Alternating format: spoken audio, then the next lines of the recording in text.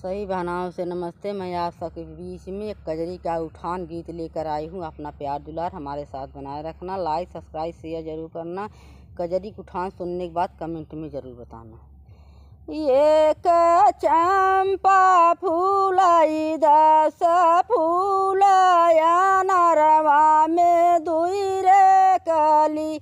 एक चंपा फूलाई 10 फूलया नरवा में दुई रे कली। सखिया पिया मोर गैले परदेस जोगिनिया बनी के हेरैनी सरे। सखिया पिया मोर गैले परदेस जोगिनिया बनी के हेरैनी सरे। सखिया हेरत भैले व्याकुल तबौना मिलै मोर हरि। सखिया हेरत भैले व्याकुल तबौना मिलै मोर हरि। सखिया मानी दिया नारियर चुनरिया ऊपर गहबर पियरी। सखिया मानी दिया नारियर चुनरिया ऊपर गहबर पियरी।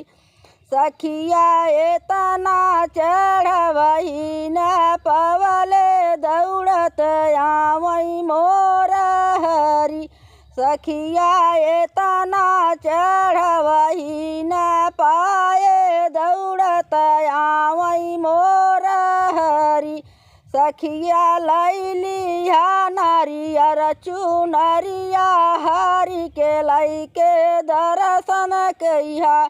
सखिया लैलिया नारियर चुनरिया हरि के लैके दर्शन किया।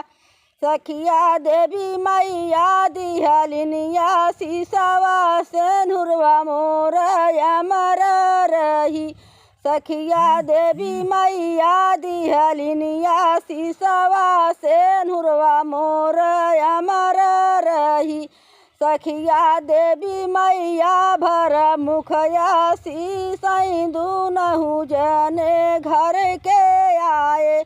सखिया देवी मैया भर मुखया सीसै दुनहु जने घर के आए।